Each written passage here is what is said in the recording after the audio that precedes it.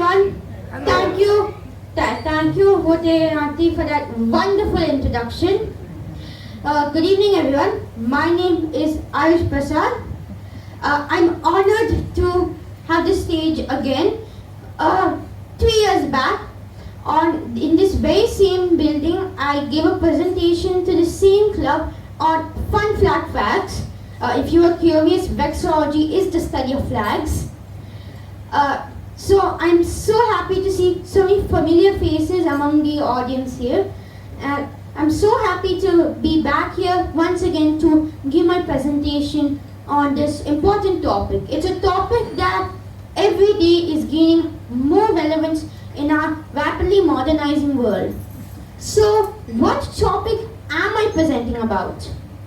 Well, I'm gonna have actually Sundar Pichai on the stage today, Sundar Pichai, to tell you what topic I'm going to be talking about in today's presentation. I found the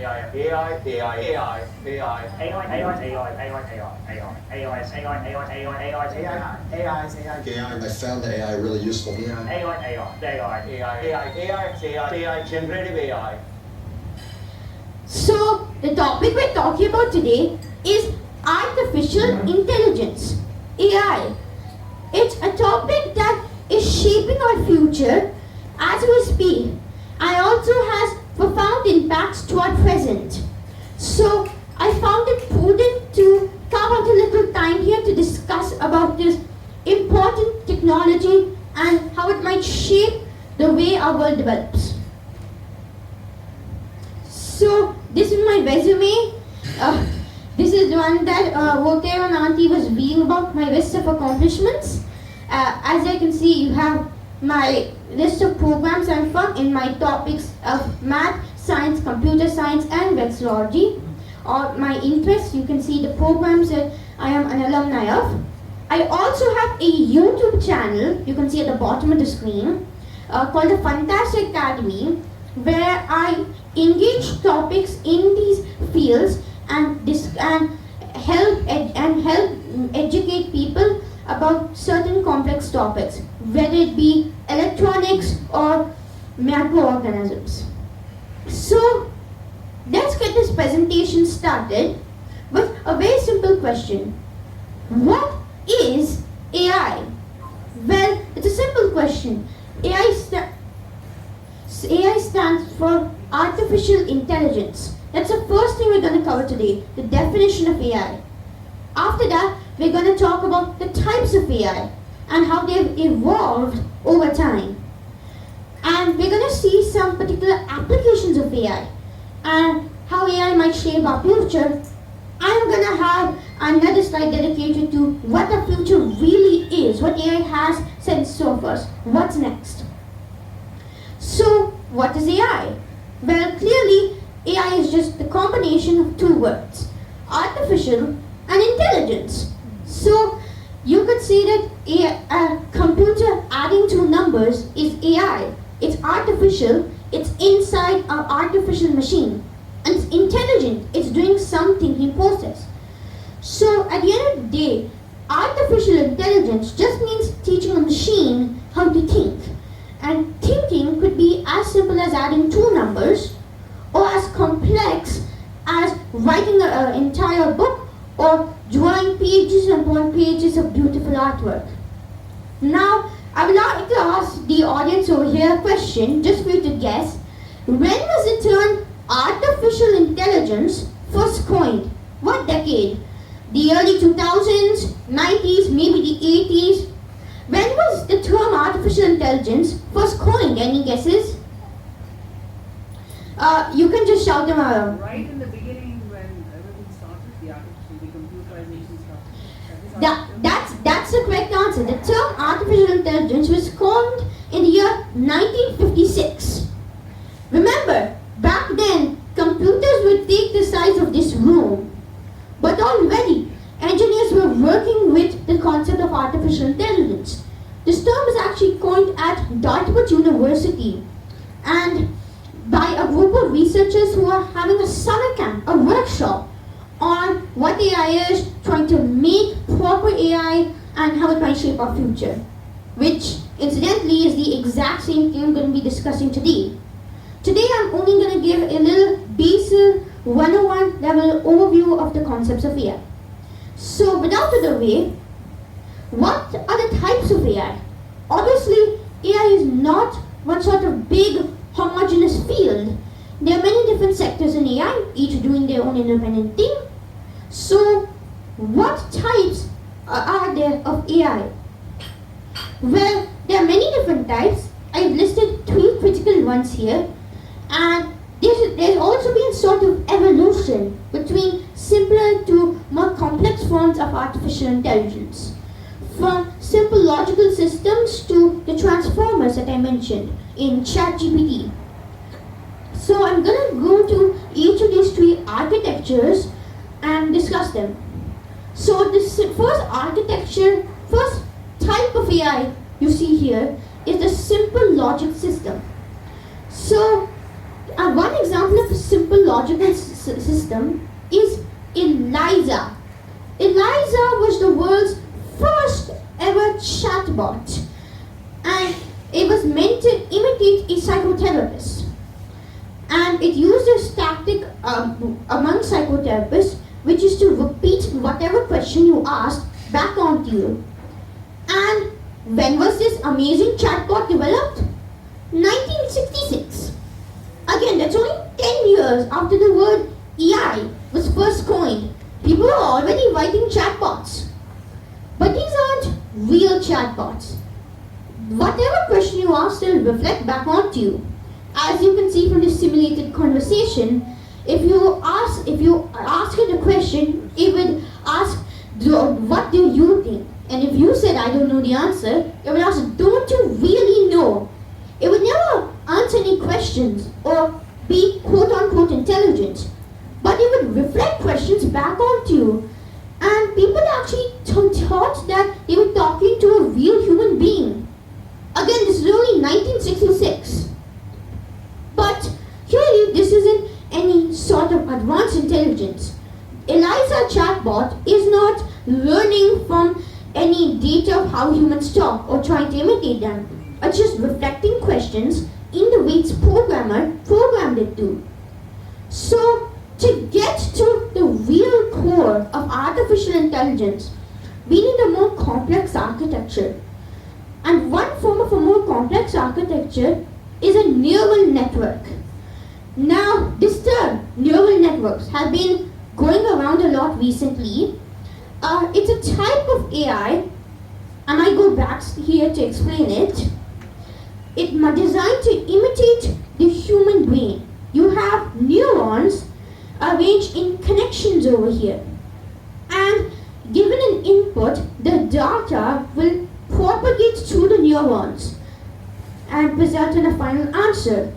The strengths of the connection between the neurons can be changed to whatever you see fit.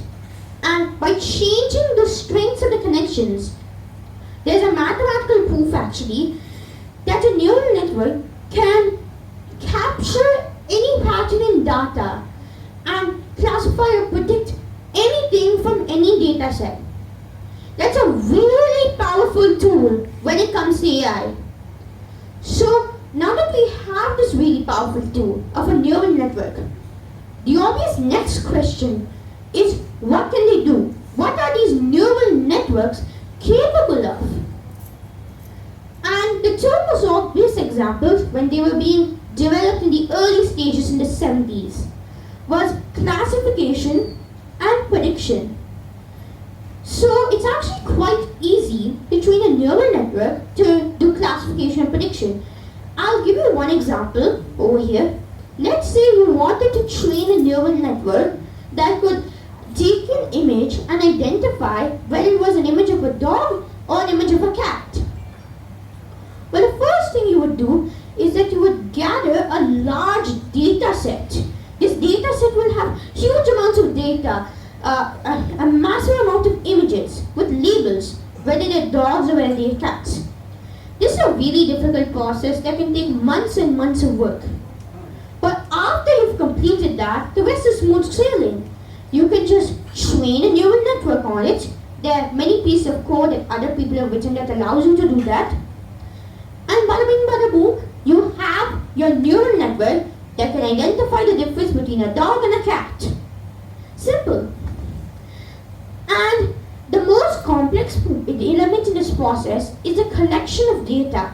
This is the only part that can't be done by a computer. A human actually has to find the data, whether someone else has already collected it or they have to scour it for themselves. A human has to actually find the data. After that, it's smooth cruising. So, in the 2000s and 90s to a lesser extent, data upon data was being created at a massive pace. And this allowed a huge improvement in models for classification prediction. And suddenly, AI researchers thought, what if we don't just do classification prediction, but we do more advanced things, such as action. And one great example of letting an AI learn how to take action was in the playing of games. So you all heard of Deep Blue, right? It was a revolutionary new chess AI that could beat the world's grandmaster at chess. It was probably a major news event when you all were growing up. Deep Blue. Deep Blue used a minimax learning algorithm to AI. What this means is that it wasn't actually learning anything of the rules of chess. What Deep Blue was doing was going through every possible move and figure out which ones would lead to the best results. It didn't learn anything from what actual grandmasters were doing. It didn't know that putting pieces in the middle will lead to the best outcome. It just tried a bunch of outcomes when you ran it, and it figured out that putting piece in the middle means that Garry Kasparov's next move would be worse. But in the 2010s, new developments were being made using neural networks that could change all that. Google researchers in 2016 developed this AI called AlphaGo. It was an AI designed to beat the world's best player at the game of Go, a Chinese game, and it used this with neural networks.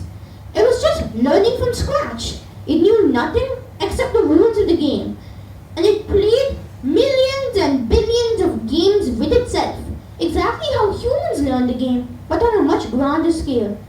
And so, I was able to handily beat the world's best Go player, Lee Sedol. They made a documentary about AlphaGo, this amazing piece of technology. And in fact, I can show you the trailer to that documentary. I'll put it on screen right now. Hold on. Go is the world's oldest continuously played board game. It is one of the simplest and also most abstract. Beating a professional player at Go is a long-standing challenge of artificial intelligence. Everything we've ever tried in AI just falls over when you try the game of Go. The number of possible configurations of the board is more than the number of atoms in the universe. AlphaGo found a way to learn how to play Go. So far, AlphaGo has beaten every challenge we've given it. But we won't know its true strength until we play somebody who is at the top of the world, like Lee Sedol. A match like no other is about to get underway in South Korea. Lee Sedol is to Go what Roger Federer is to tennis. Just the very thought of a machine playing a human is inherently intriguing. The place is a madhouse. Welcome to the DeepMind Challenge. The whole world is watching. Can Lee Sedol find AlphaGo's weakness? Whoa. Is there in fact a weakness? The game kind of turned on its axis. That is not a confident face. It's developing into a very, very dangerous fight. Ooh, hold the phone. Lee has left the room. In the end, it is about pride. I hate this time we went wrong. Yeah, it's made intent. He's got to his career. These ideas that are driving AlphaGo are going to drive our future. This is it, folks.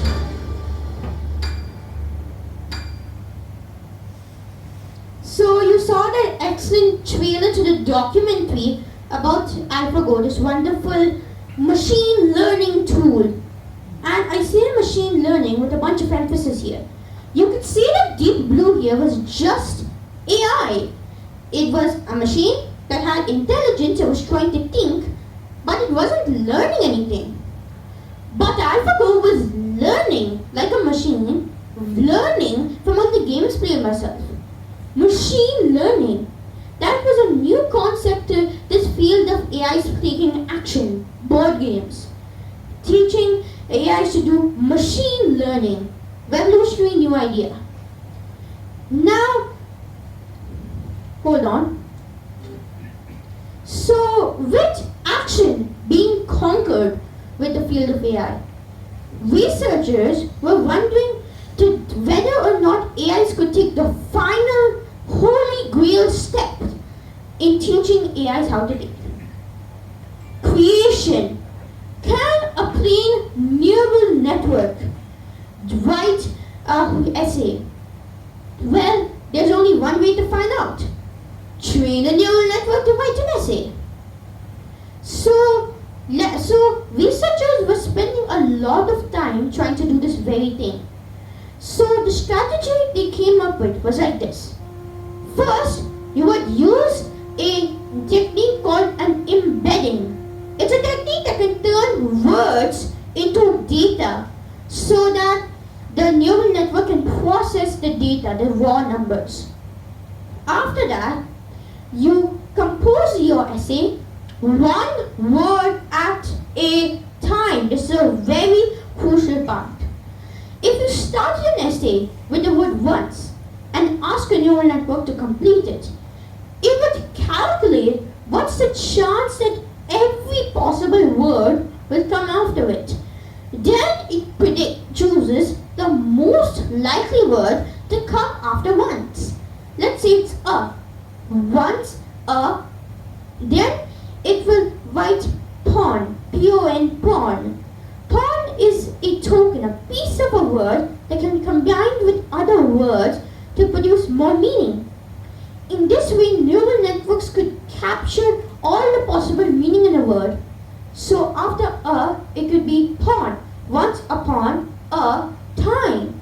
And it could continue continuing the most likely word or piece of a word that's going to come next.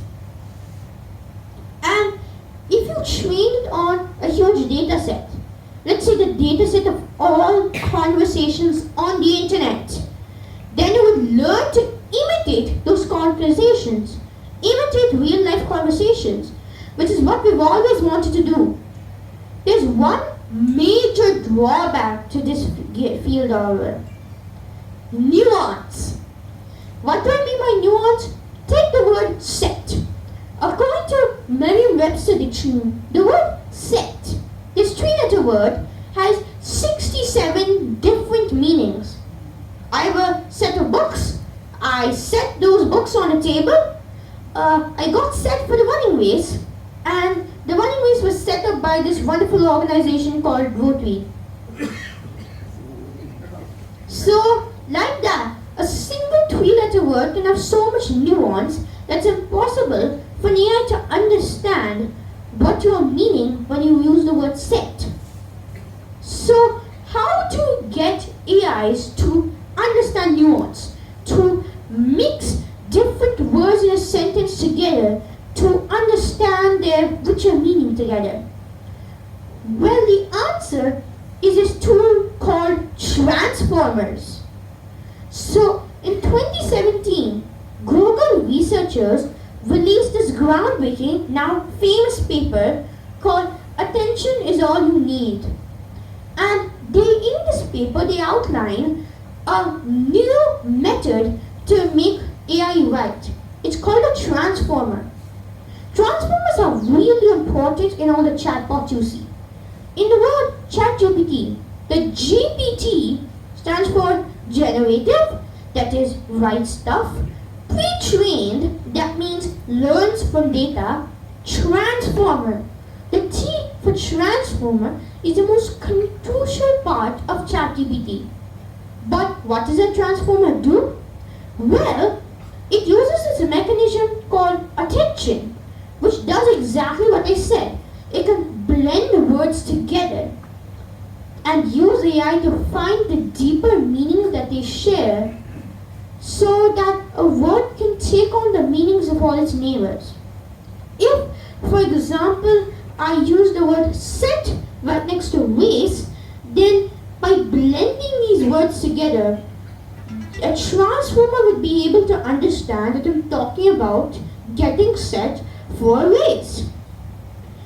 And transformers were able to imitate real life conversations to such an extent that you could now perform perfectly natural conversations with humans. And this is what ChatGPT is doing. It's generating your essay word by word, predicting the most next likely word by blending the meanings of all the words that came before it. A transformer. Now that AIs have conquered creation, you might ask, well, they've done classification, prediction, action, creation. But what can they actually do with these strengths? So let's discuss what's next, the potential application of this artificial intelligence. Now, I mentioned that AI has undergone a revolution from these simple logic systems to advanced transformers. But the way we think about AI has also gone an equally strong revolution. Back in the 1970s, the overwhelming rhetoric about AI was that it will replace all blue-collar jobs. And next time when you want to get your toilet unclogged, you would just get an AI plumber robot to come to your door, and it would use its machine mechanics and vision technology to unplug it for you. These days, however, we think of AI in a totally different way. Instead of AI doing physical jobs, blue-collar jobs, it will do white-collar jobs, jobs that require data collection. And even then, it won't totally replace these jobs. It'll just automate the data collection part and data processing. I'll give you one example of such a job. In the healthcare sector, doctors spend quite a bit amount of time organizing medical procedures and prescribing drugs, but they spend as much time just processing the data of all the patients that have come and trying to run new experiments. AI can help with that. Google researchers developed an AI called AlphaFold that can automate finding new drugs.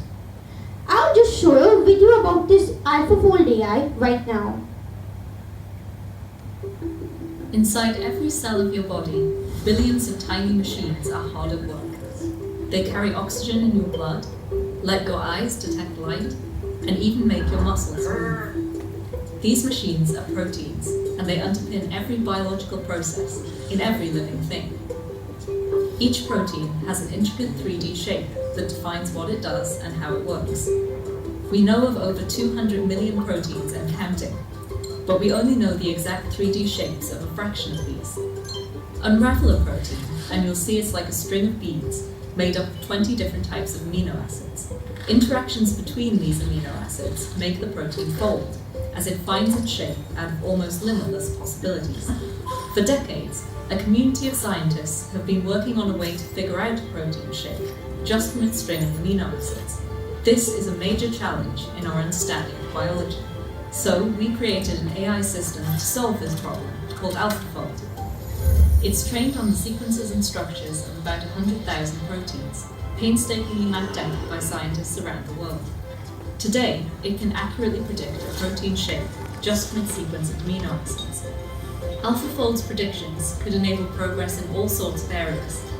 Imagine a future where we can understand diseases more quickly and develop drugs to fight them, or one where we could use enzymes to break down plastic waste, or even to capture carbon from the atmosphere, all with the help of proteins. There's a lot more work to be done, but unlocking the shapes of these building blocks could help scientists better understand the natural world, and perhaps expand our knowledge of life itself.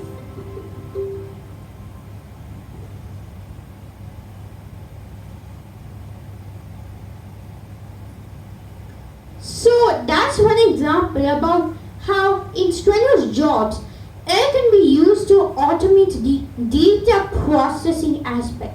I'll give another example where this comes into play. There are a lot more.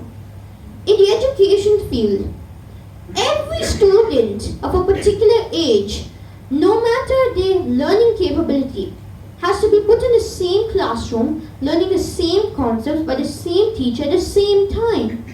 In the future, AIs could be developed that could personalize learning experiences of students in order to get the best out of all of them.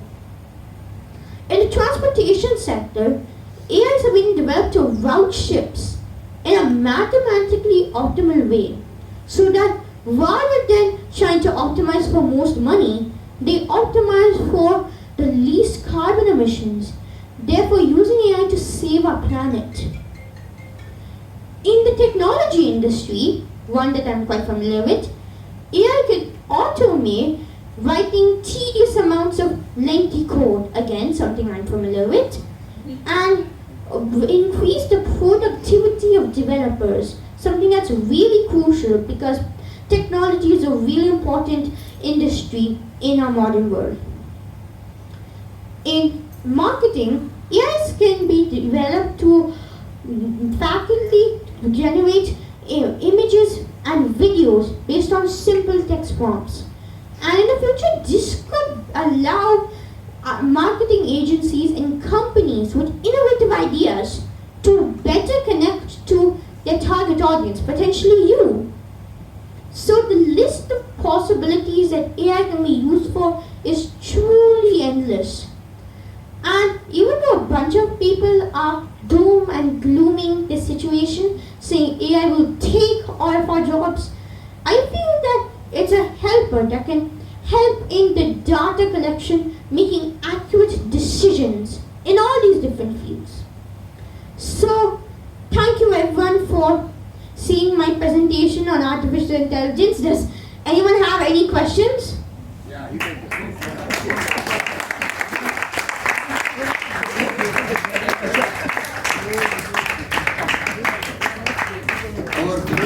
Our president will ask the first question. I think they're still processing.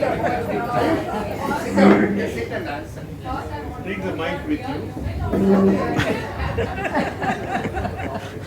Only serious questions will be entertained. Sujata, let the lady speak. Yes. Okay. Hi, I really did enjoy your presentation. As always, I wait for you to come here and educate us, literally. There is an apprehension that eventually, or a possibility that AI might really beat the humans and take over the cerebral completely. So, do we foresee something like this in the future? What do you have to say for that? Make us lazy too. No. I mean, what do we do when we are overwhelmed by AI? So, thank you for the compliments. Secondly,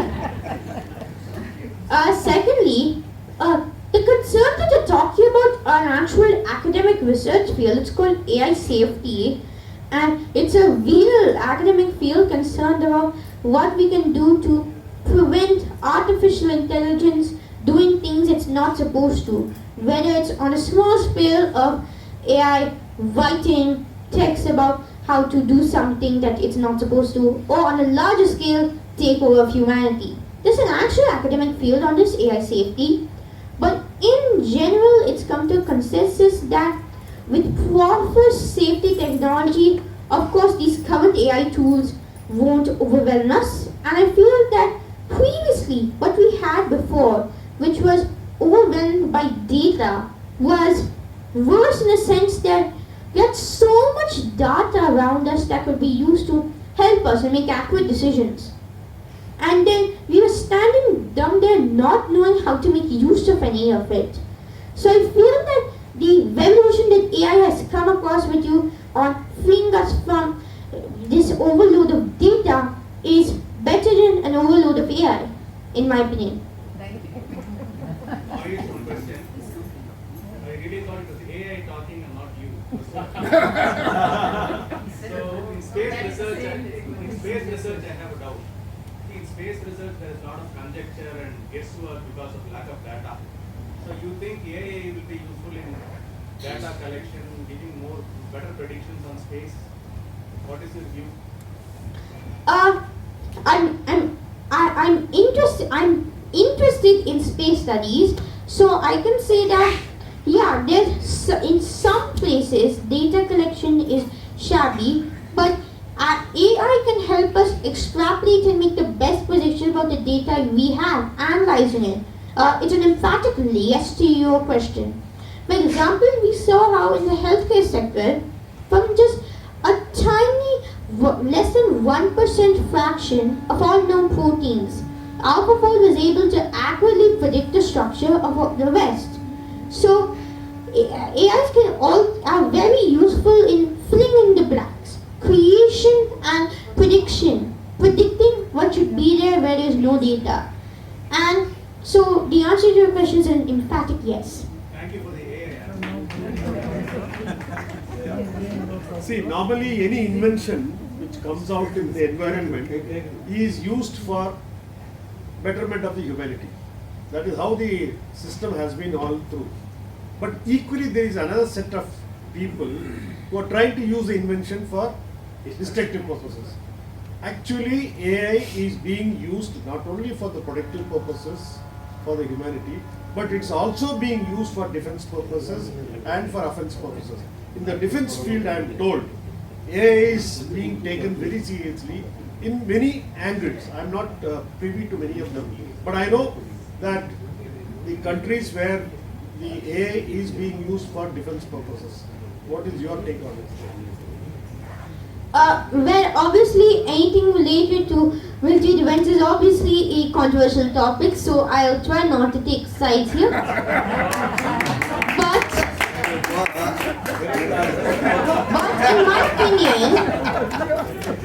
But in my opinion, the potential downsides of AI being available to everybody is vastly outweighed by the benefits of AI being available to everybody. Some of the world's best developers who have the best ideas how to improve AI might not be working a six-figure job in California working for OpenAI or Microsoft. They might be sitting in their parents' garage here in India with a computer and a basic knowledge of how to code. So the benefits of AI being available to everyone is that potentially everyone could contribute to it. So I feel that your concerns about AI in defense being used for nefarious purposes is actually a needed result of necessary improvements in AI vision technology, which may be used for a vast catalog of other purposes. And the improvements that this AI vision technology will have to our life is outweighs way more than the potential downsides of AI being used in the defense sector. But I'm so honored to have a question from such an esteemed position in the Rotary Club. See, when the atom was discovered, people were thinking it was going to improve our living. But when the atom bomb was intact, then the whole thing changed. Today, everybody is scared of atomic weapons. That is also the situation with the AI.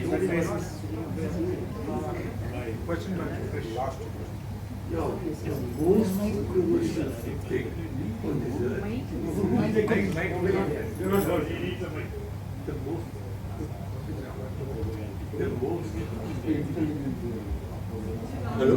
the most controversial subject on this earth is religion. Oh no.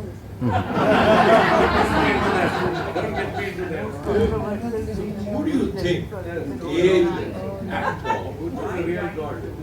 How do you think? Will it go atheistic? Or you think it will have values? Or go for Abrahamic? It all depends on the training data. AI is trained to, the ChatGPT I was talking about, I was mentioning that AI is trained to imitate real human conversations. So it all depends on which human conversations it's trained to. So one example, Microsoft famously releases AI on Twitter designed to learn from the interactions people on Twitter were having to it.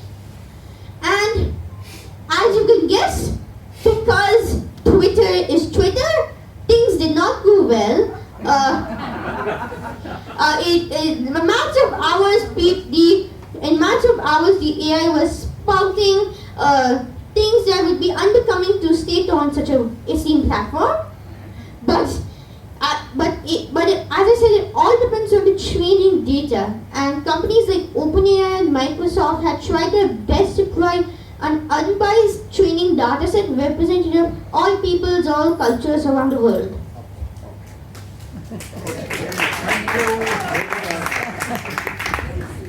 I think this AI is going to generate a lot of questions around. I better put an end to it.